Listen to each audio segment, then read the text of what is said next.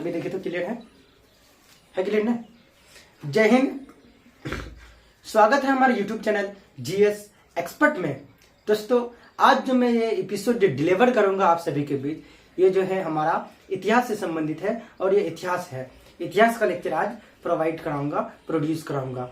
दोस्तों इतिहास को हम लोग शुरू करने से पहले कुछ इसका इंट्रोडक्शन को पहले देख लेते हैं। इतिहास को जो है बेसिकली 3 भागों में बांट के हम लोग पढ़ते हैं। फर्स्ट पीरियड में हम लोग पढ़ते हैं एंशिएंट इतिहास को पढ़ते हैं, जिसे बोलते हैं प्राचीन भारत। सेकंड में हम लोग पढ़ते हैं मेडावियल हिस्ट्री, जिसे बोलते हैं हम लोग मध्यकालीन भारत। तीसरा फेज में हम लोग पढ़ते हैं क्या, मॉडर्न इंडिया, जिसे बोलते हैं आधुनिक भारत। मेरे दोस्तों इतिहास को जो हम 3 भागों में बांटते हैं, इन 3 भागों में बांटने का जो श्रेय दिया जाता है तो जर्मन के इतिहासकार क्रिस्टफ सिलियर्स को दिया जाता है। किसको? क्रिस्टफ सिलियर्स को दिया जाता है। यहाँ से काफी बेसिक प्रश्न भी बनते हैं कि इतिहास को 3 भागों में बांटने का श्रेय किसे दिया जाता है, तो किसको दिया जाता है? क्रिस्टफ सिलियर्स को दिया जाता है। तो दोस्तों आइए हम लोग समझते हैं पहले इतिहास का जो एक दूसरा यूनिट है, दूसरा खंड है मध्यकालीन भारत। आज मध्यकालीन भारत पर हम लोग क्या करेंगे सर? चर्चा करेंगे। मध्यकालीन भारत में बेसिकली मुस्लिमों के बारे में पढ़ा जाता है। मुस्लिम आक्रमण कैसे क्या हुआ, मुस्लिम कैसे इस देश में स्थापित हुआ, कैसे यहाँ जो अभी हम स्टार्ट करेंगे इसमें हम लोग क्या बोलेंगे, पूरे भारत न बोल के हम लोग बोलेंगे अखंड भारत बोलेंगे। क्यों? क्योंकि इस समय मध्यकालीन भारत है और मध्यकालीन भारत में हमारा भारत कैसा था उस समय? अखंड भारत था। क्योंकि प्राचीन काल में जब अशोक मौर्य, चंद्रगुप्त मौर्य, इस सब ने जो हमारे देश को एक अखंड भारत बना के गया, उसके बाद तक की पीरियड अभी जो है ये अखंड भारत ही है। जब हम लोग आधुनिक भारत में जब देश आजाद होता है तब देश का बंटवारा होता है, उस समय भारत जो है कई टुकड़ों में बंट जाता है। अभी जो हम भारत के बारे में चर्चा करेंगे ये संपूर्ण भारत, पूरे अखंड भारत के बारे में हम लोग चर्चा करेंगे कि अखंड भारत में मुस्लिमों की कैसे स्टेबलाइजमेंट हुआ, मुस्लिम कौन सा मुस्लिम आक्रमण क्या किया, कौन भारत में स्थापित किया और कौन भारत से जो है धन दौलत लूट के विदेश में जाके शिफ्ट हुआ। आइए दोस्तों हम लोग पहले इन कड़ियों पर चर्चा करते हैं। क्या मध्यकालीन भारत हम लोग शुरू करेंगे। यहाँ से जो है ये क्या 2 प्रश्न बनते हैं, उसके बाद दिल्ली सल्तनत से 1 प्रश्न बनते हैं, उसके बाद जो है फिर मुगल आता है, बाबर, हुमायूं, अकबर, ये सब से भी प्रश्न बनता है। आइए सबसे पहले हम लोग चर्चा करते हैं इसका जो है मेन, इसमें हम लोग पहले डिवीजन करते हैं, विभाजन करते हैं। हम लोग क्या पढ़ने वाले हैं सर? मध्यकालीन भारत। क्या पढ़ने वाले हैं? मध्यकालीन भारत। मध्यकालीन भारत में सबसे पहले यूनिट आज हम लोग देखेंगे कि भारत पर मुस्लिमों का आक्रमण। भारत पर जो है मुस्लिमों का आक्रमण, हमारे प्यारा अखंड भारत, सोने की चिड़िया कहा जाने वाले भारत पर मुस्लिम कैसे आया, मुस्लिम कैसे आक्रमण किया, कैसे स्थापित किया, कौन कौन धन दौलत लूट के गया, कौन कौन आया। आइए हम लोग पहले इन सभी पहलुओं पर चर्चा करते हैं। भारत पर मुस्लिमों का आक्रमण, इसको हम लोग विभाजन करते हैं। कैसे? कि भारत पर जो मुस्लिम आक्रमण किया इसको जो है तो कई चरणों में किया, लेकिन सबसे पहले हम लोग 2 भागों में इसको बांटते हैं। भारत पर जो मुस्लिम आक्रमण किया तो क्या एक अरब वालों ने किया और दूसरा तुर्क वालों ने किया। अरब मुस्लिम आक्रमण और सेकंड तुर्क मुस्लिम आक्रमण। ये जो तुर्क है, जैसे तुर्क क्या है? देश है, तो ये देश नहीं, बेसिकली क्या है? ये कल्चर है। ये जो सेंट्रल एशिया का जो एक तुर्क नाम का क्या था? एक कल्चर था। वहीं से ये लोग आया सेंट्रल एशिया से और भारत पर जो है आक्रमण किया। भारत पर जो मुस्लिम आक्रमण किया मेरे भाई, वो 4 पक्षों में किया। जैसे हम लोग पीछे से अगर जुड़ते हैं, बाबर आया, उसके बाद बाबर ने आक्रमण किया, गौरी आया, गजनबी आया, फिर हम लोग मोहम्मद बिन कासिम तक। सबसे पहले मोहम्मद बिन कासिम आया, उसके बाद मोहम्मद गजनबी आया, मोहम्मद गौरी आया, फिर बाबर आया, झाबर, इस सब के बारे में हम लोग भी चर्चा करेंगे। तो भारत पर जो बेसिकली मुस्लिम आक्रमण किया वो 4 पक्षों में किया। कितने पक्ष में किया? 4 पक्ष में किया भारत पर मुस्लिम आक्रमण।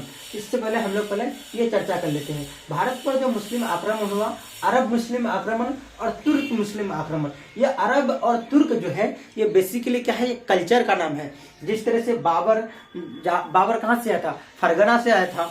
कहाँ से? अफगानिस्तान के फरगना से आया था। तो उसी तरह से ये क्या अरब और जो तुर्क है ये कल्चर है। ठीक है। अरब मुस्लिम आक्रमण, अरब मुस्लिम इन्वेशन को हम लोग पहले देखते हैं। अरब जो मुस्लिम आक्रमण किया था तो कौन किया था? मोहम्मद बिन कासिम। अरब वालों ने, अरब वासी कौन थे? मोहम्मद बिन कासिम। मोहम्मद बिन कासिम ने क्या किया? भारत पर आक्रमण किया। सबसे पहले जो भारत में आक्रमण करने वाला अगर होगा, प्रश्न पूछेंगे कि सबसे पहले मुस्लिम आक्रमण भारत में कौन किया, तो क्या हो गया, अरब वासियों ने, मोहम्मद बिन कासिम ने किया था। सबसे पहले मुस्लिम आक्रमण भारत में कौन किया, मोहम्मद बिन कासिम ने। वो कहाँ के थे, वो अरब थे।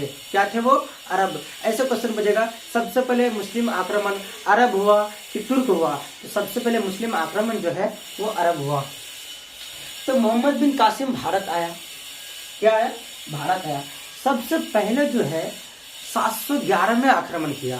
तो इसने क्या किया, सबसे पहले जो है 711 में आक्रमण किया। वो खुद नहीं किया, उसको जो है बुदेला, ये क्या है, बुदेला और उबैदुल्लाह के नेतृत्व में किया।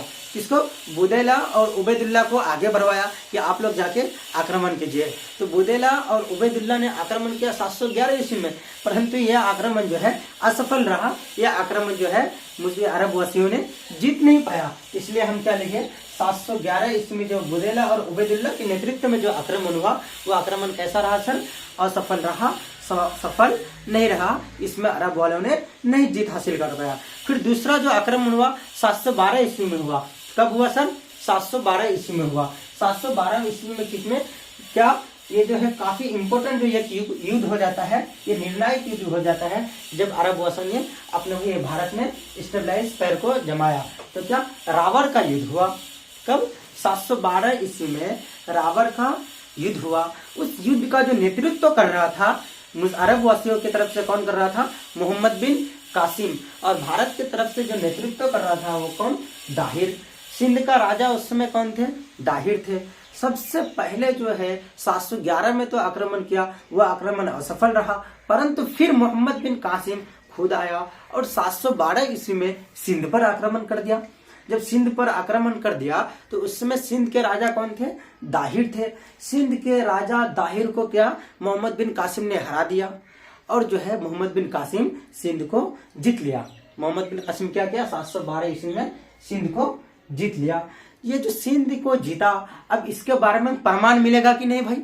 अब ऐसे हम लोग बोल देंगे कि सिंध को जीत लिया मोहम्मद बिन कासिम 712 ईस्वी में सिंध के राजा दाहिर को हरा के, तो आप मानेंगे नहीं। इसके लिए कुछ एविडेंस होना चाहिए, प्रूफ होना चाहिए। तो इसका जो प्रूफ मिलता है, फारसी ग्रंथ में प्रूफ मिलता है इसका, क्या, फतहनामा या चचनामा में मिलता है। इसका फारसी ग्रंथ क्या है, फतहनामा या चचनामा में इसका क्या है, प्रूफ मिलता है। 712 ईस्वी में जब क्या, मोहम्मद बिन कासिम ने आक्रमण किया और यह आक्रमण कैसा रहा सर, सफल रहा। तो ये क्वेश्चन आएगा कि मोहम्मद बिन कासिम द्वारा रावर के युद्ध में जब राजा दाहिर को हराया, इसके बारे में चर्चा कौन सी ग्रंथ में मिलती है, तो क्या, फारसी ग्रंथ फतहनामा या चचनामा में मिलती है। सर चाय पी लीजिए। अब जो है फिर 713 ईस्वी में जो है एक युद्ध हुआ। फिर 713 ईस्वी में क्या, मोहम्मद बिन कासिम को रहा नहीं गया, भारत को अच्छा लगा। ये लोग जो मोहम्मद बिन कासिम बेसिकली भारत आया, ये भारत में जो अपने साम्राज्य को स्थापित करने के मकसद से बिल्कुल नहीं आया। जब मेरे भाई हर्षवर्धन की मृत्यु हो गया था, जब बौद्ध धर्म में समाप्ति के कगार पर था, जब हर्षवर्धन की मृत्यु हो गया था और बौद्ध धर्म जो है समाप्ति के कगार पर था 7वीं शताब्दी में, तो भारत पर जो है कोई विशाल जो है साम्राज्य जो है, कोई साम्राज्य के शासक नहीं बचा था उस समय। जैसे मान के चलिए मौर्य समाज में चंद्रगुप्त मौर्य को माना जाता है, अशोक, ये सब है, ये सब तो एक विशाल शासक था। इन सभी के कार्यकाल में ये लोग तो नहीं आ पाया। लेकिन जब 7वीं सदी में जब भारत की जो कोई एक मजबूत, कोई स्ट्रांग नेतृत्व करने वाला शासक नहीं बचा, जब हर्षवर्धन की भी मृत्यु हो गया था और जो बौद्ध धर्म है वो भी समाप्ति के कगार पे था, वो भी लगभग समाप्ति हो गया था। बौद्ध धर्म, जैन धर्म तो उससे पहले ही हो गया था। तब जो मोहम्मद बिन कासिम को लगा भारत तो खूब अमीर देश है, चलो हम वहां आक्रमण करते हैं, और वहां आक्रमण किया तो उसका परिणाम भी उसने पाया।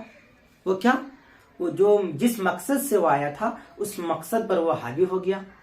वो जो आक्रमण किया 711 ईस्वी में बुदेला और उबैदुल्लाह, पहले आक्रमण को सफल रहा, फिर वो खुद आक्रमण किया 712 ईस्वी में रावर के युद्ध में। किस, कौन सा युद्ध में, रावर के युद्ध में। तो उस युद्ध में जो है ये सफलता पाई। सफलता पाने के पश्चात कई धन दौलत भी मिला उसको। फिर उससे रहा नहीं गया कि भारत इतना बड़ा है, इतना बड़ा धन, इतना इसमें धन दौलत है, चलो और भी लूटते हैं। इसका जो है मेन मकसद, इसका जो मेन थीम था भारत को लूटना, धन दौलत को लूटना, लूट के बाहर जाना, और जो है थोड़ा मोड़ा इस्लाम धर्म की प्रचार प्रसार कर देना कि भारत के जो मुसलमान है वो भी खुश हो जाएगा।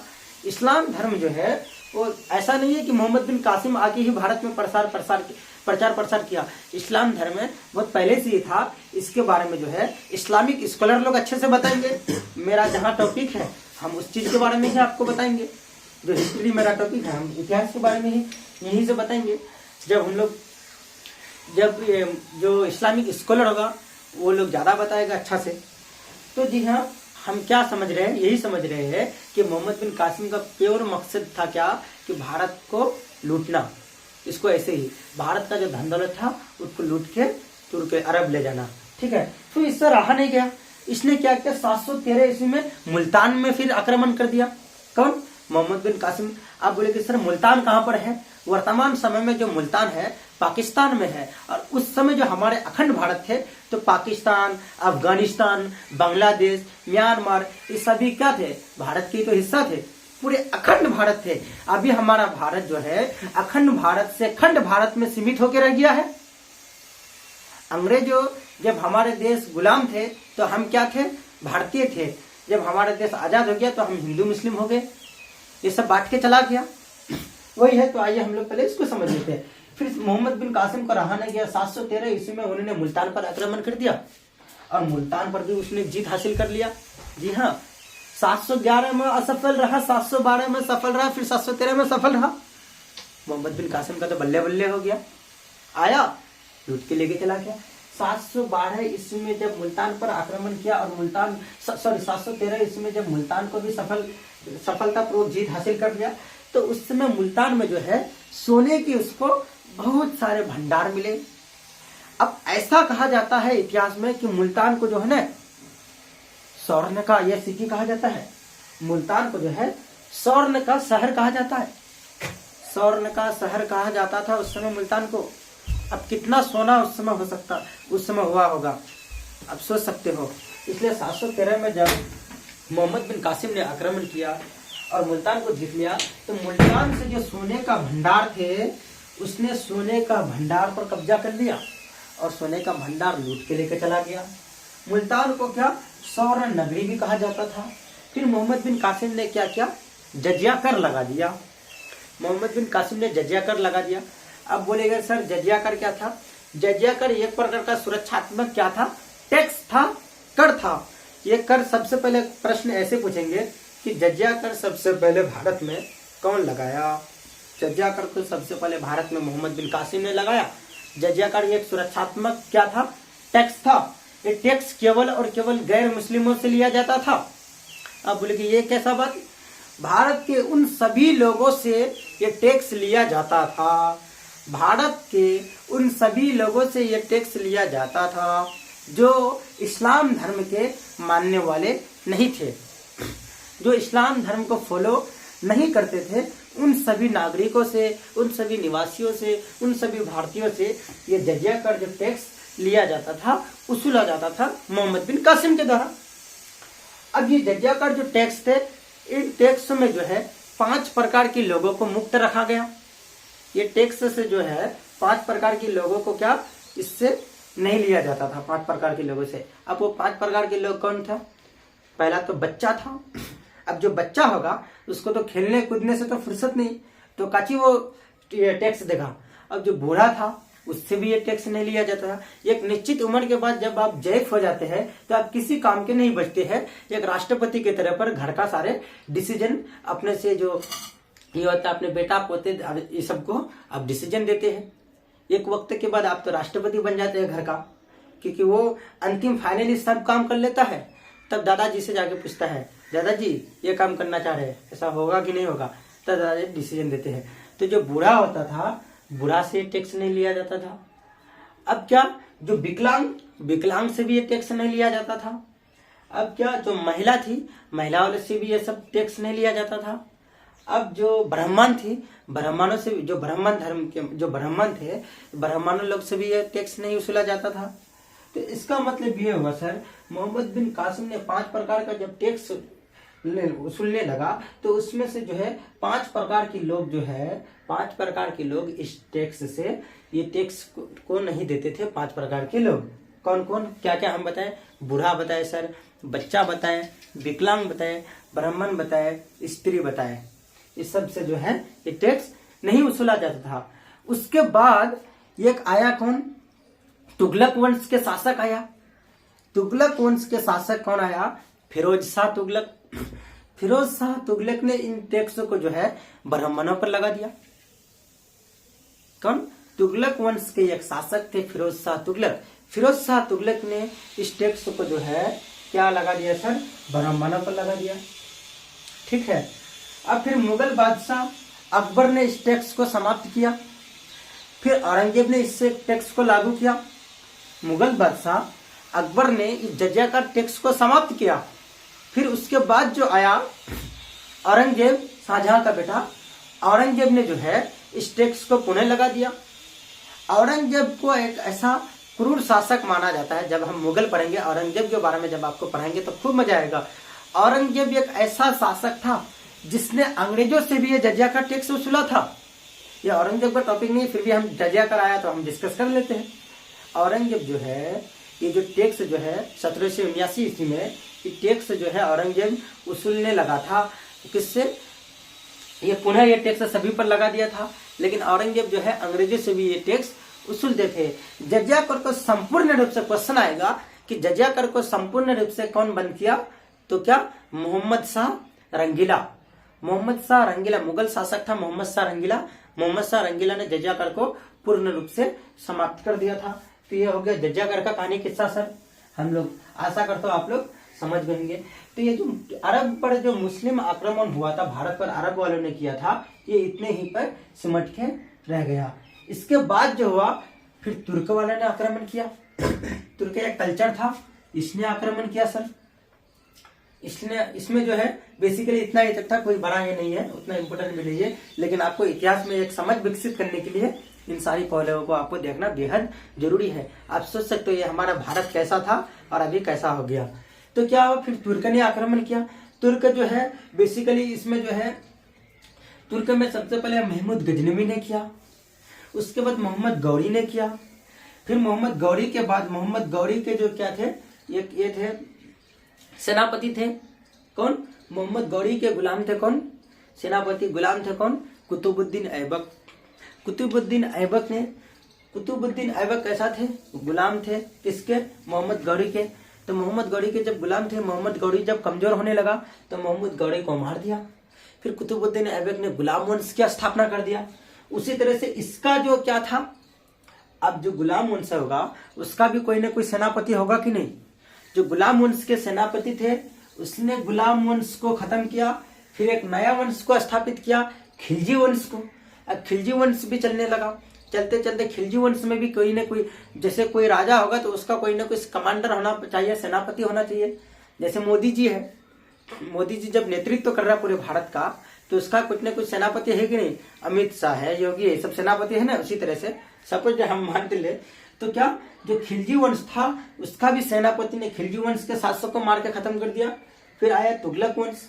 तुगलक वंश के सेनापति तुगलक वंश को खत्म करके फिर सैयद वंश का स्थापना किया। उसी तरह से ये सीक्वेंस में चला गया। फिर लास्ट में लोधी वंश आया। लोधी वंश के जो अंतिम शासक थे इब्राहिम लोधी। लोधी वंश के अंतिम शासक इब्राहिम लोधी। इसके जो अपने भतीजा थे, इसके अपने ही भतीजा ने जो है बाबर को ऑफर किया कि आइए, क्या महाराज आप वहाँ क्या करते हैं अफगान में बैठ के, आइए हमारे भारत, या आइए हमारा चचवा ना कुछ ज्यादा खराब हो गया, आइए इसको थोड़ा इलाज करना है इसका। तो आया बाबर यहाँ का धूल चटाया इसको। कौन? लोधी वंश के अंतिम शासक थे इब्राहिम लोधी। इब्राहिम लोधी को हटा दिया। फिर बाबर ने एक विशाल डायनेस्टी, एम्पायर ऑफ मुगल साम्राज्य को स्टेबलाइज किया। तो ये जो है ये मुस्लिम आक्रमण के बारे में ये जानकारी थी। मैं आशा करता हूँ आप लोग को अच्छे से समझ में आए होंगे। इसके बाद जो नेक्स्ट लेक्चर होगा उस लेक्चर में हम लोग समझेंगे तुर्क पर मुस्लिम आक्रमण, भारत पर जो तुर्क वाला आक्रमण किया था, तुर्क वालों को भी समझेंगे। जब तुर्क समझ जाएंगे तब हम लोग दिल्ली सल्तनत पढ़ेंगे। दिल्ली सल्तनत या सल्तनत दिल्ली, सल्तनत का मतलब बादशाह, हुकूमत। दिल्ली जो शहर है, दिल्ली पर कैसे सल्तनत बादशाहों का हुकूमत हुआ, सल्तनत काल आया, उन सारे चीज को भी चर्चा करेंगे। रजिया सुल्ताना के बारे में इसी दिल्ली सल्तनत में हम लोग पढ़ेंगे 1236 से लेकर 1240 में। 1240 में तो कैथल में उसका हत्या ही कर दिया था डाकुओं ने। इन सारे पहलुओं को मैं बिल्कुल विस्तृत ढंग से आप लोगों को मैं डिलीवर करता रहूंगा, प्रोड्यूस करता रहूंगा। तो मेरे भाई, मेरा आपसे एक ही गुजारिश है, आप जो है हमारे चैनल को जो है सब्सक्राइब कर दीजिए, लाइक कीजिए, कमेंट कीजिए। कमेंट करके अवश्य बताएं कि सर आपका वीडियो हमको अच्छा लगता है, या जहां भी अगर कहीं परेशानी होती है उन परेशानियों को हमसे साझा कर सकते हैं आप। मैं उसका निष्कर्ष निकालने की प्रयास करूंगा। तो यह था आज की कहानी। आशा करता हूँ आप लोग को बिल्कुल समझ में आ गए होंगे। दोस्तों, हमारी जो ये जीएस एक्सपर्ट जो टीम है, ये जीएस एक्सपर्ट जो हमारा संस्थान है, इसमें जो है आप सभी दोस्तों की सहयोग की बेहद जरूरी है। आप लोग जो है चैनल को सब्सक्राइब कीजिए, लाइक कीजिए, कमेंट कीजिए, शेयर कीजिए। जय हिंद।